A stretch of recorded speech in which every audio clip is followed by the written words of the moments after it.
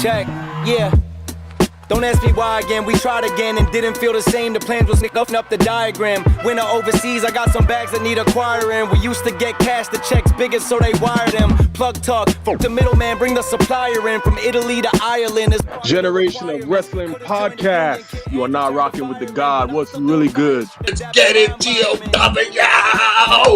This is your forever Knockouts World Champion and Hardcore Country, and you are listening to the GOW Podcast because, you know, we always like to do it with a little hardcore country. I got my stripes earned, battle tested, mics burned. It takes time being big body.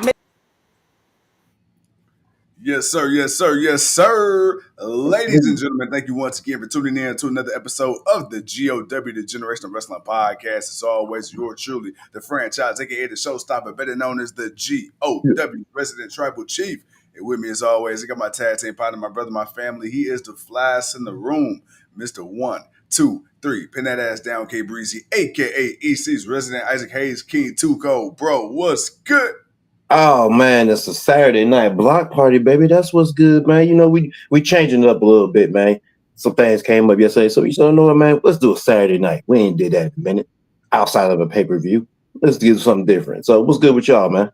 Man, ready to rock and roll, like my girl Trish Stratus used to say on her entrance. Hey, but here's the thing, man. So, you know, we got a little AEW. I'm a little tardy to the party because I didn't realize that, you know, it came on at 7. I woke up at 8. So I seen what I seen, didn't see what I didn't see. But what I did see earlier today, man, you know, before you and I even tap into this, man, is, you know, the GOW, we are a staple in the wrestling community. And you know what? That's fine. I take that, and as they say in the good book, man, heavy is the head that wears the crown. For a tree bears no fruit, has no yield in this world at all. And with that being said, Psalms 54, Samuel, God, by thy name, in the words of Reverend Devon Deli, oh, my brother, testify. And I can't tell a lie. I must keep it true to me and you. And like a whole bunch of stuff in the world, we could be replicated, never duplicated. You know what I'm saying? Because you got to get in where you fit in. And in the words of Sami Zayn, we the ones, you the twos, in the toilet, y'all some doo-doo on that boo-boo. And I got some juju for that ass. All right.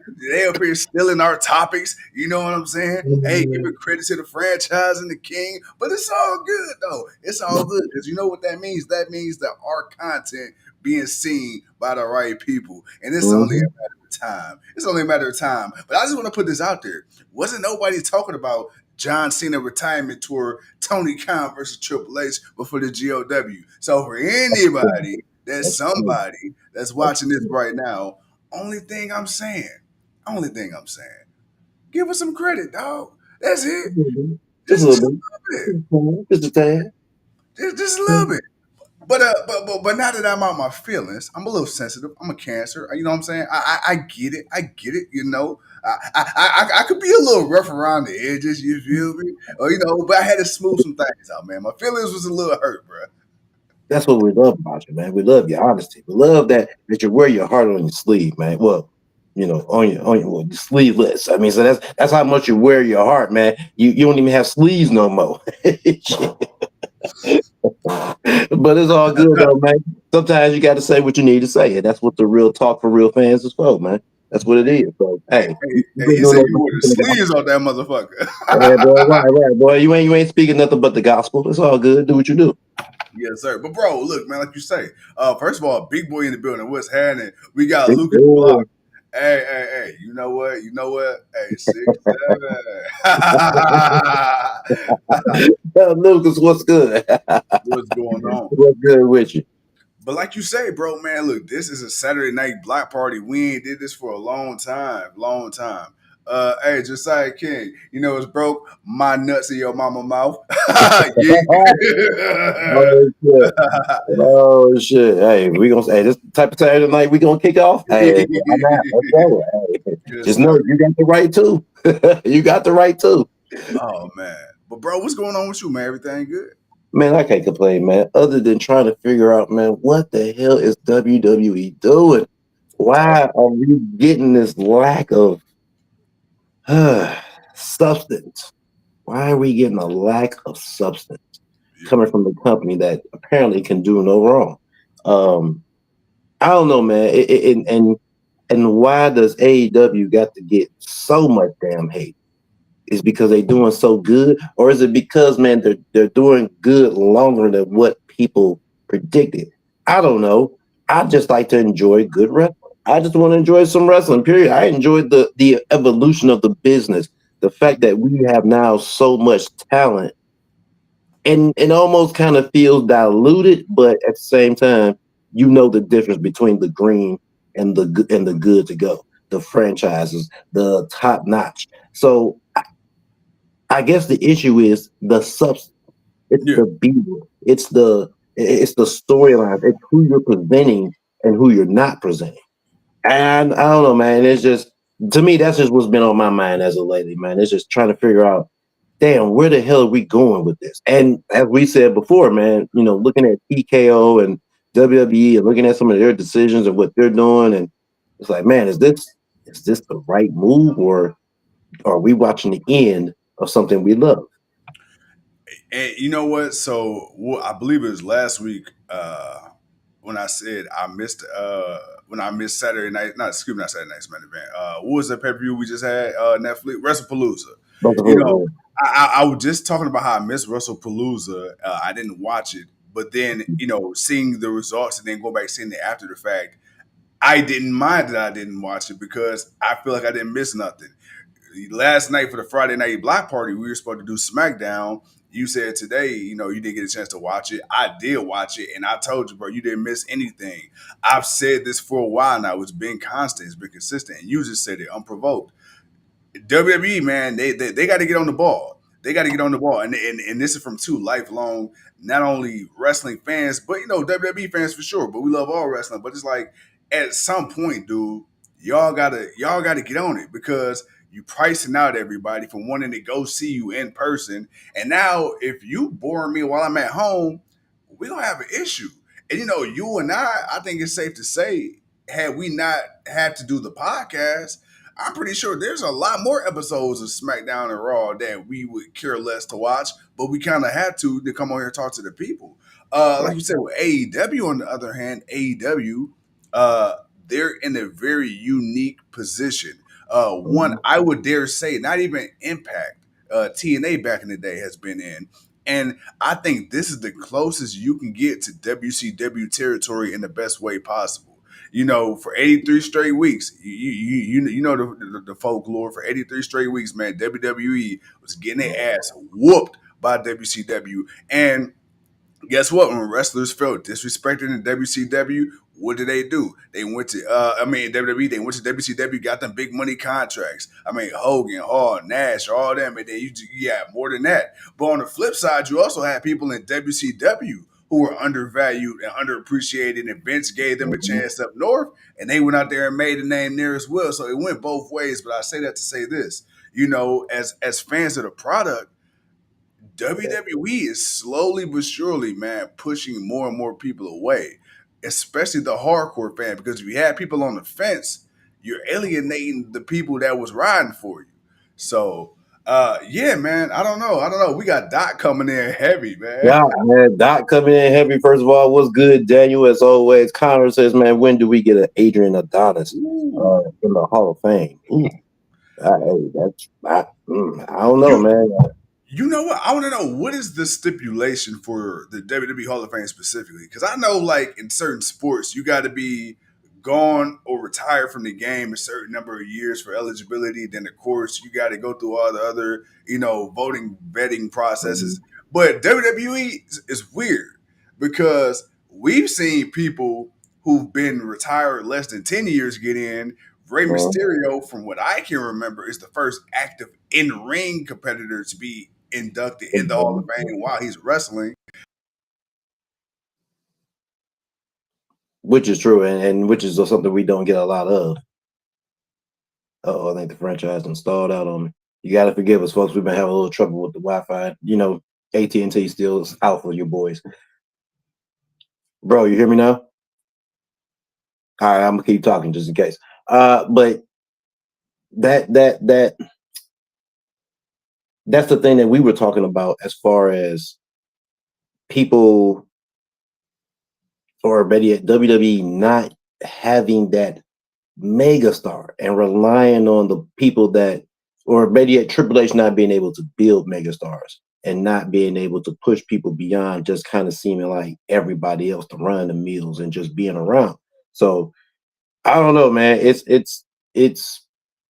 a bit crazy sometimes. It's a little bit hectic when you see people and you see everybody has a new person that they're seeing and that you want to see more of and that you want to see do more, and you want to see them go up against this person and that person, and don't get me wrong, man, you need top people to make the younger people look great, but at the same time you can't push the people that's on their way out so much more than the people that you're going to need to use for the next 10 to 15 years. Like and you get some that are getting that acknowledgement, and you're getting some that doesn't get it. And I don't know what it is about my guy back there. He is. My guy's back. And I don't know if it's just a TKO thing because they just want the biggest stars just to continue to make the best money, or what is it, but the growth of the future is going to be stagnant. It's like you're okay with resting on having someone that's almost out the door be on TV more and be Yeah. pushed more than you do have someone who obviously, man, has it right now, but just needs that time to polish that shit out so that they can be the next person for like I said, the next 10 to 15 years. So I don't know, man, but it's like I said, they got one or two, but he's not. They're not making mega stars out of it, and you need one to stand out above all the rest. And again, everybody that you're looking at now, they're almost on their way out the door. Yeah. Punk, Roman, Cody, like they're doing stuff, but they're doing it. I don't even want to say sporadically, but I almost feel like they're doing it sporadically. Well, look at even you go back. Let's talk on the women's side with AJ Lee. You made Mm-hmm. such a big deal about bringing AJ Lee back. Will you bring her Mm-hmm. back a week or two before she had, they had Russell Palooza, and then after Mm-hmm. that, it's like crickets. It's like, dude, this is a fucking future Hall of Famer, bro. You made such a big deal. Brock Lesnar, you bring him back right before Russell Palooza, bam, off TV again. It's like it's this start, stop, start, stop. When you already have guys and girls that are already there 52 weeks a year. And you doing it just for the gratification of the moment. Which look, I understand. You booking for the casual. That's cool. But at what point? At what point? Okay, just think about this, bro. You watch your favorite TV show or your favorite sitcom or your favorite anime, whatever the case may be, and you got the OGs, man. You got the people that's been there since day one, and Mm-hmm. then you have a character come in that's supposed to be a one off, and then all of a sudden, hey, fan reaction started to take over a little bit. This character become more of a main focus, a focal point than he was supposed to be initially. And then it's like you just kind of just divert the whole series to this person.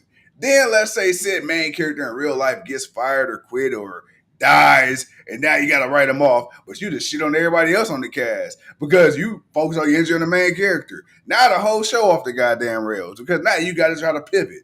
That's what I feel like with WWE. It's like you can't just keep banking on the Brock Lesnar's, the Nikki Bellas. You had Goldberg come back, and for a fucking retirement match with Gunther, you derailed Jay Uso's whole shit just for Goldberg to still not be happy. you know? And which is why it's like now that you've made John Cena's tour, you changed the end of it. Yeah. You gave him that same treatment because now instead of it being a pay-per-view, it's a rinky dink ass Saturday night main event, which we know is gonna be trash. Oh yeah. Oh, and my thing is this: at what point we said this, and I'm gonna say it again for the people, and I'm gonna keep saying it till something changes, which it probably won't.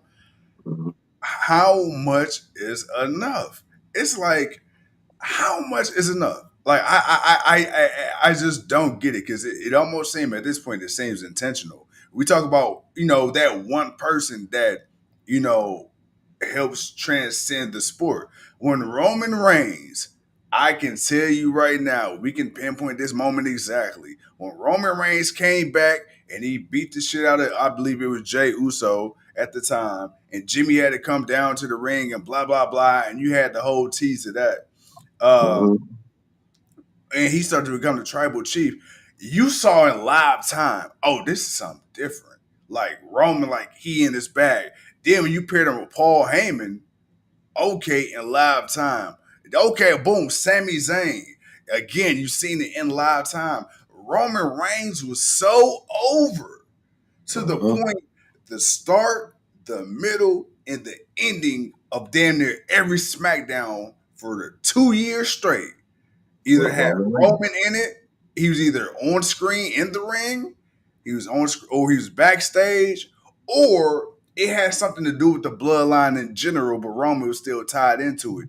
You don't have that constant thread throughout the show. If this is John Cena's last year, if this is John Cena's retirement tour, why is that not thread throughout the show? Why are we not putting a bigger emphasis on this? Why do I feel like John Cena is the backseat driver, the passenger to his own fucking story? You say we gonna put WWE on John Cena's back for the last year, right? You want to put him in all the main events of every pay-per-view he's part of, but then you don't acknowledge him outside of when he's actually there. It's like when he's gone, you damn near forget he's even part of anything.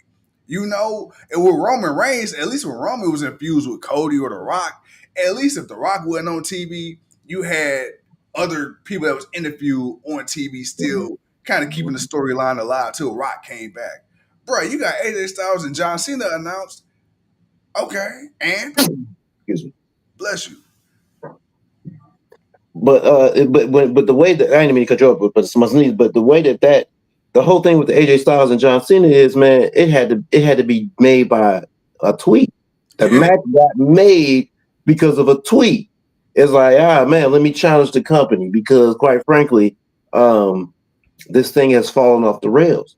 Now, yeah, we put a lot of blame. We put a lot of blame onto The Rock and the lack of commitment that we were getting from him and what he was trying to push or whatever the story that he was trying to create. Because again, dude, the whole him and Cody thing, it's been so, all right, this is what's going to happen. I'm going to do this. And then the next time you actually see them, it's, hey, Cody, how you doing, brother? Oh, man, I tell your mama I love her. And then it's like, all right, man. Then you go back to, all right, man, now I want you to be my bitch again. It's like, dude, how the hell is you keeping up with this story when you only talk to this man every 7 months?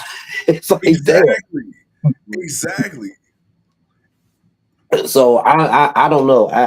And that's the issue. And it's like, okay, man, I get it. They're the megastars. You need them, but you need them to help build up those that's coming up. Now you're trying to tell me you're just now going to push a Sami Zayn.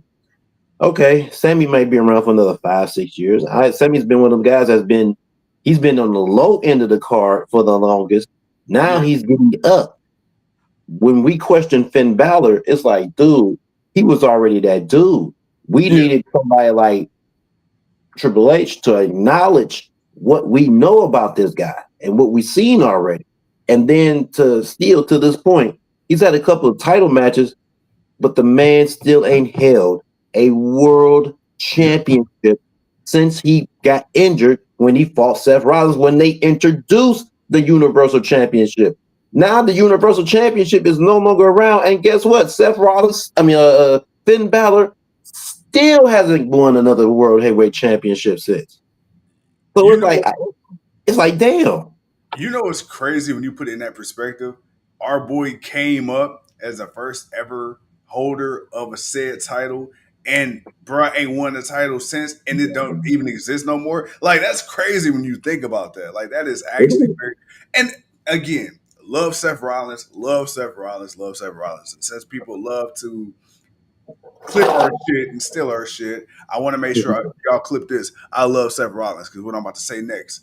Seth Rollins is the one that injured Finn Balor and had more time in the limelight in the World Championship and the Heavyweight Championship and every other championship and the main event scene over Finn Balor. It got so bad to the point my boy was a demon dry humping the floor. It got to the point my boy had to go back to NXT to rebrand. And meanwhile, Seth freaking Rollins is out here just living his best life. Seth Rollins hurt John Cena. Seth Rollins hurt Sting. Actually, Seth Rollins is the reason that Sting is no longer in WWE and had to go to AEW because you fucked his neck up on the turnbuckle bomb. So it's like, dude, it's just I don't know, man. Who WWE, more specifically in this era, who Triple H chooses to push, which is weird. Triple H is the one that brought Finn Balor to WWE back in NXT. So that's it. Just I don't understand, man. I just really don't get it. And I think hindsight is 2020 when Triple H brought back all those releases back. I think what in 2023 after Vince did, 22, when he had like Hit Row and all them, it was like okay. Yeah. Now that I'm looking back at it, I wonder did Vince. I can't believe I'm actually saying this in borderline defense, but it's a question. Was Vince right about some of the people that Triple H brought back? Oh, that he let go because Braun Strowman was on that initial release. Karrion Kross on that initial release. Hit Row was on that initial release. And outside of Swerve Strickland, the Hit Row really ain't did shit since they got back. A lot of people that we wanted to stay, that we were pissed about, that got released under Vince, that Triple H brought back, really ain't did shit when they came back, which is like, fuck. Was Vince right? Like, did he see what we didn't see? I'm sure Vince saw something that maybe we didn't see, but and at the same time, we know Vince. We know Vince knows talent. The problem is Vince's ego and old age getting in the way, and that's how we felt. Like we felt that way. Now, when it comes to Triple H and his talent, when we question whether or not the people he brought back, we did because we're like, okay, at least we know he knew how to work Karrion Kross. So maybe it would be better for Kross coming in now. Cool, because when Kross left and started doing his thing on his own, he actually started gaining more attention. So it was like, yo, all right, Triple H is over. Kross can come back. Kross came back, but Kross mainly talks shit in the back. He mainly just manipulated people in the back. He rarely had matches, and then the matches he did have, he rarely won them. He rarely did shit. When you look at a lot of the other people that came in, Johnny Gargano and all them, it's like, regardless if they were injured or get let go and brought back, certain people he tried to get over. The problem is Vince had buried half of them. Yeah. Because when you think about the whole Johnny Gargano, when he came back, dude, he was a joke with the Miz. He wasn't, he wasn't really doing too much. And Dexter Lumis was a part of the joke. Remember that part where Dexter Lumis was apparently affected by the Miz? Why is Dexter Lumis affected by the Miz? It's like he brought people in. He didn't know how to use them. He didn't really know what they were. And then he made them into jokes until Triple H tried to put the respect back into their name, which is why it took DIY a minute. And they almost had to turn heels just to get a little bit more respect to their name.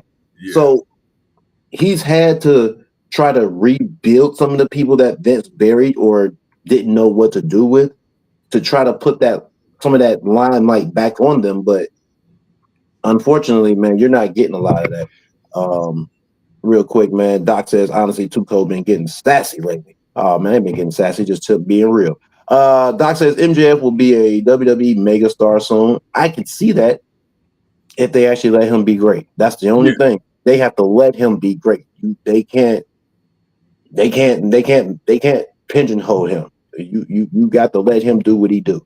Taylor says, man, can Franchise go one episode without showing his prison tax? Damn, Lee. Win says, man, Too Cold is the guy you have a plate of barbecue with and talk about life. Man, I appreciate that, man. I say, we ain't got to talk about life, though. He says, you all know Benoit. Yeah, watch the documentary. He was, you know what? I don't know, Doc. I don't know. That's a different conversation for a different day. But, I mean, hey, OJ, like when OJ came out that book, if I would have did it and then named all the ways that he would have got caught, if he would have did it. Right. Like, there's a reason why the glove didn't fit. But hey, but still, I don't know, man. Right now, just trying to figure this thing out in this industry, in this wrestling thing right now, man. Because the shows, don't get me wrong, and I'm not gonna say that TK is doing everything perfect. He ain't, messing up or he ain't dropped the ball or some things, or there's some things he could have did different. Not saying that at all. Matter of fact, I would say they're almost similar and the same. The difference is that you can see the coming up of AEW on certain people.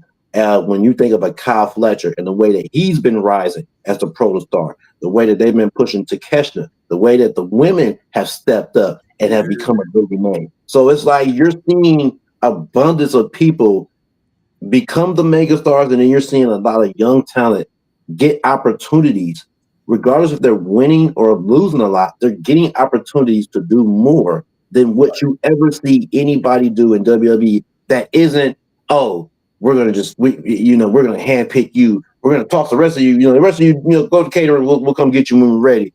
But we're gonna push just you, and then we're gonna continue to push the same people over and over because we don't know how to push no one else better. And I don't think it's a Triple H thing. Yeah. I think it's a creative thing. I think the creative department don't know how to make superstars. Well, and it's funny that you just said something specifically about the difference in booking for AEW and WWE. I truly feel like, for better or worse, TK lets AEW talent kind of go out there and figure it the fuck out. Like, of course, TK's got the final say in what does and doesn't get approved, but I feel like TK isn't sitting there trying to hold everybody's hand, right? I feel like TK's got his stars, right? He's got his people, his Hangman Pages, his John Moxleys, his Kenny Omegas, his young, like of course, every promoter has their guys and girls that is going to hold down be the mainstay, main focal point. But I feel like there's a revolving door of talent that gets cycled in and gets the opportunity. How often have we seen guys on Dynamite, right? And they kill it, they cool off for a while, and then you bring somebody else in, new storylines, new faces. Okay, that may or may not work out. All right, cool. You don't see him on Dynamite for a while, but then you see him on Collision, like Sammy Guevara. I haven't seen Sammy Guevara on the Dynamite in a very long time. And if you remember, Sammy Guevara, before he got in trouble, was a mainstay on AEW Dynamite every single week, especially when he was with Chris Jericho and them. Dude, today, watched a little bit of Collision, completely forgot, brother. Last time I seen Sammy Guevara, him and damn Dustin Rhodes were like the Sons of Texas, whatever the fuck, just to find out my boy is a tag team with Roosh and the champion with a whole different person now. It's been that long since I seen Sammy Guevara. But he's been constant, and I've been seeing him more, but they've been trying to find a replacement for him. Because that's been the storyline going through ROH, is, finding someone to replace with him to be champion. And now it ends up, he's going on his new tour. Plus, he had the baby, him and Ty. So, they that's really been a big thing for him. And I think that's what allowed him to kind of have this new lease on things, because, he did kind of mess up, and TK had to, like, look, I don't want to get rid of you, but I gotta position you. I gotta switch things with you. So I'm gonna put you over here. I'm gonna let you shine and great and do what you do. You got your time. You can do what you need to do with your wife. You can still work on your craft. And I'm not gonna forget about you. But we're gonna have to do some things. But see, I can respect that about TK, because even when, they lost CM Punk because of the whole Jack Perry situation. Hey, bro, TK shipped that boy off to goddamn New Japan, bro. And TK said, you can work, but just not fucking here. Go on, get it. And then when the time was right, he brought him back. But and that's the one thing, because what was the thing we would say? Oh, man, Vince would never this, Vince would never that. Bro, no, TK has shown, bro, if you fuck him over, He not afraid to discipline you, bro. If that means taking you off TV, Britt Baker. I'm sorry. Hey, have we seen Britt Baker in 2025 at all? Nope. No, not at all. I think earlier in the year, that was it. And you know how TK felt about Britt. Like, bro, it got to the point where, bro, Britt was like AEW's Charlotte Flair when it came to how she was getting booked. And now, bro, hey, once upon a time, the cash cow, not no more. He got Mercedes Moné now, but he got Moné, but he got Tony Storm. He's got now. You got my girl Jamie Hayter right now. I'm kind of watching. I was watching the match between her and Anna Jay, and my God, Anna Jay. Hey, Anna Jay. Cakes all around. But you have a slew of women right now that he's been really working with. Willow's been, really getting out there. So he's been really trying to build up the women's division and do more. Again, he's not perfect. He's not perfect. He still makes mistakes. Yeah, there's still some things we will question and we will say, oh man, that was bad.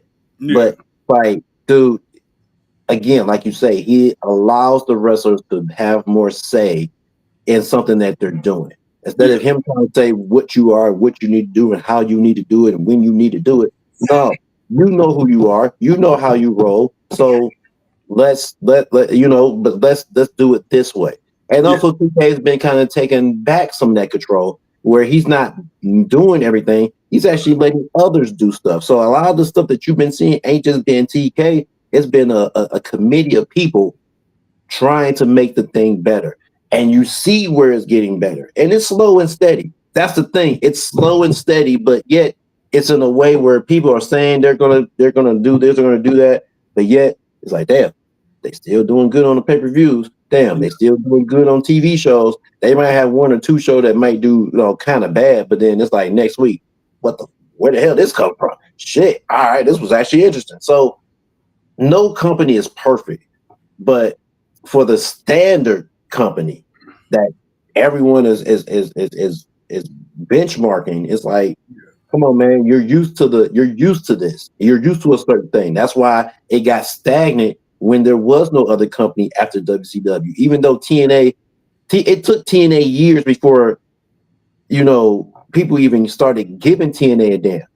Giving a damn about TNA. That's what got them the network television deal that they got, was because people wanted to watch something else other than WWE, even though WWE at that time had all the best people. It had everybody you wanted to watch and see in wrestling. So it's not like they didn't have it, but Vince was pushing who he felt at the time and what he wanted.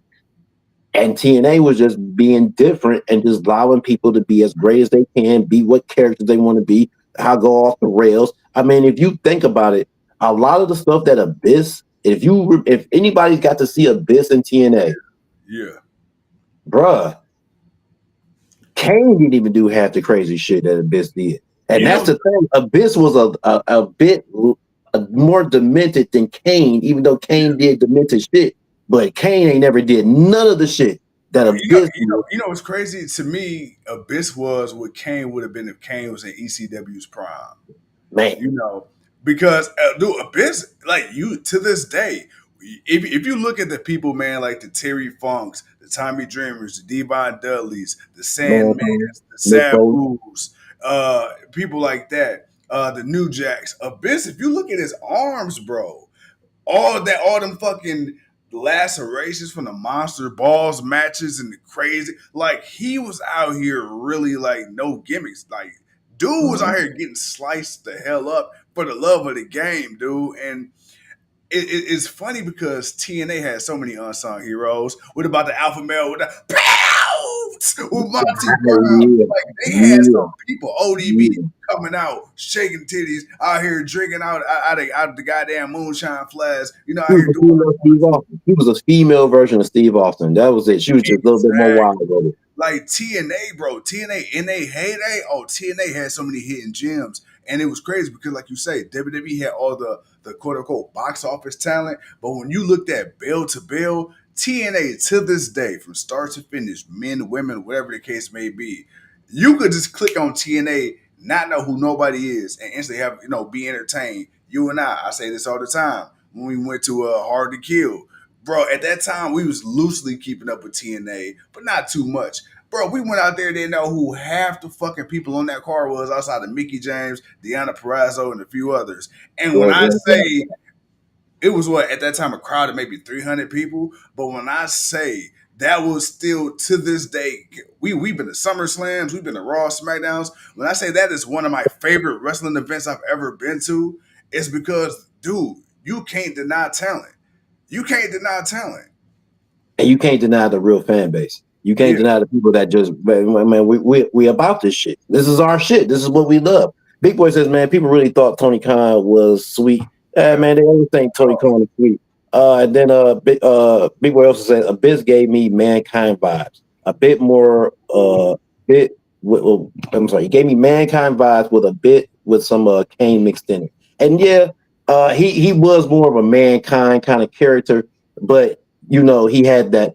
I say Kane because he was so big and imposing, where mankind was just demented. He was just, hey, you just crazy, man. You ain't even threatening. We just know you crazy. Then let's see.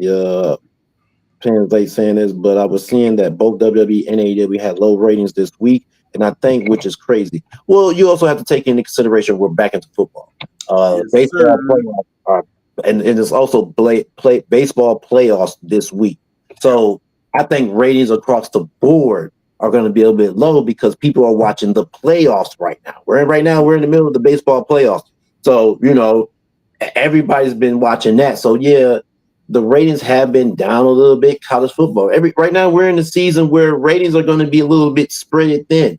All right, so we're not going to get the numbers that we've been watching throughout the summer because that's when a lot of this stuff has been dominating because there hasn't been much going on in the sports world. So now that but I do think that it's okay for both shows to kind of fall off a little bit because again, man, there's other stuff to watch, especially when you got playoffs. When it's playoffs, bro, it's the playoffs. And then don't forget, you got hockey coming up. I think next week as well too. So yeah, we getting there. Hey, by the way, season games are starting off too. Like everything is getting ready to kick off. So the ratings are gonna go down for all these shows. For Raw, you think Raw?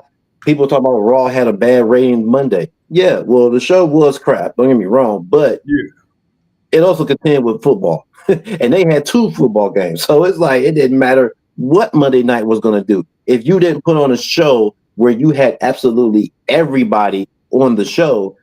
You wasn't going to get what you thought you was going to get. So AEW is going to miss some ratings because guess what? When basketball season kick up, even though they don't have basketball on TNT no more, but basketball, maybe this new deal will help wrestling more out because now it's like people can't watch all this basketball because they ain't want to afford all these apps to watch all this shit. So you know what? Let me go watch some wrestling instead. I don't know. I'm spitballing, but yeah, man, the ratings it's finna get thinned out across the board. Yeah, but you know what? That's a good thing because again, right now I feel like Keyshawn, what's up, bro? I feel like right now everybody is on equal footing. And another thing about AEW, your shit's all in one place. It's either on TBS or TNT, and they sister stations. So it ain't hard to watch.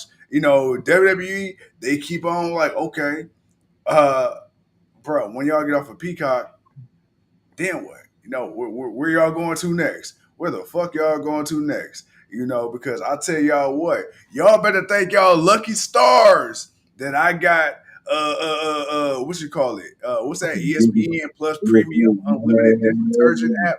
Yeah. Man, y'all better be lucky that bundle came in. Like I got kids, I had to get this bundle. y'all lucky, boy. Y'all lucky, but even still though, man, look, is it gonna be worth it? Because boy, I swear to God, if I gotta watch commercials doing it from pay-per-view, I'm sorry, ESPN. I'm not hearing that shit. This is a pay-per-view. Yeah. I don't need 5-6 minute commercials every no. Bro, that shit is disrespectful. No. That's like going to the movie theaters, right? And of course, you're gonna get the commercials beforehand. But bro, if I sit up here and I paid $20, $25, you know what I'm saying, for my tickets, and I paid another 30, 40 for fucking food, and you gonna sit up here in the middle of goddamn scene 1, put a fucking tough acting Tinactin commercial on, bitch, we got a problem. Okay? Ain't nobody trying to hear boom, tough acting Tinactin. I want to hear John Madden in the middle of Hunger Games. What the fuck we doing? Oh, yeah, man, the Geico commercial, the Geico lizard coming out saying, hell yeah, man, that's a problem. What they doing? And Big Boy says, by the way, watching Ohio State kill Minnesota. You know why? OH. I baby. Yeah. Yes, sir. No. Yes, sir. But bro, man, hey, dude, look, first of all, time is flying by. Time goes fast when you're having fun. Bro, anything specifically on your mind, you know what I'm saying, that you want to talk about, make sure that we cover? Man, like I said, man, it wasn't too specific. Just kind of some of the a little bit of the news and things that people have been really focusing on. I mean, the shows ain't really been too crazy because they got pay-per-views coming up next week and the week after. So everything's been kind of just building up. So it ain't been nothing too crazy, but it's just been a consistent of these moves that we're watching and seeing, these new changes, and what's working and what's not, and what is the priority to everything. So honestly, no, it wasn't really just so much as we gotta talk about this. It's kind of like we had to talk about a little bit of everything and kind of just somehow work it all together. But no, man. Other than that, man, other than that, we just want to talk to the people. That's all, man. Just wanted to come on and shoot the shit with the folks, man. And you know how we do. But other than that, man, yeah, I don't know, man. We're gonna get ready for a wrestling week. We're gonna see how this crown jewel pans out. They had a couple of weeks to work on this pay-per-view thing since they did it. You did the Palooza. It was trash. It was trash. Okay, we all know what it was.